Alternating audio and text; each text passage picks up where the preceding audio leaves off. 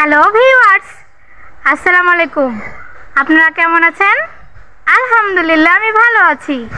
চলুন একটি রেসিপি আপনাদের সাথে শেয়ার করি।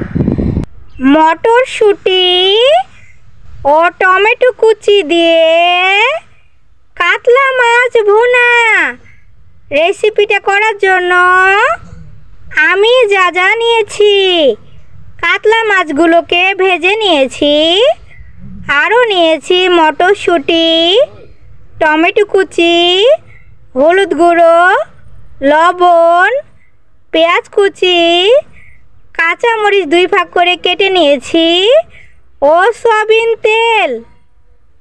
কড়াইয়ের মধ্যে সয়াবিন তেল দেওয়া হচ্ছে। এখন দেওয়া হচ্ছে পেঁয়াজ কুচি, কাঁচামরিচ 2 ভাগ করে কেটে রাখা।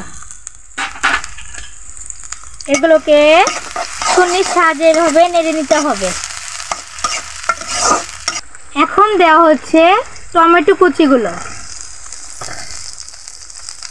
মটরশুঁটি, হলুদ গুঁড়ো, লবণ,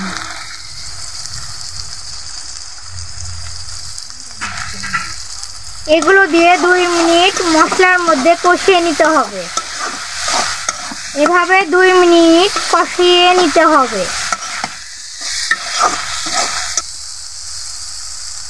উপকরণগুলো মশলার মধ্যে কষিয়ে নেওয়া হয়ে গেছে। এখন দেওয়া হচ্ছে পানি। ভেজে রাখা কাতল মাছগুলো, ভেজে নেওয়া কাতলা মাছগুলো কড়াইয়ের মধ্যে দেওয়া হলো।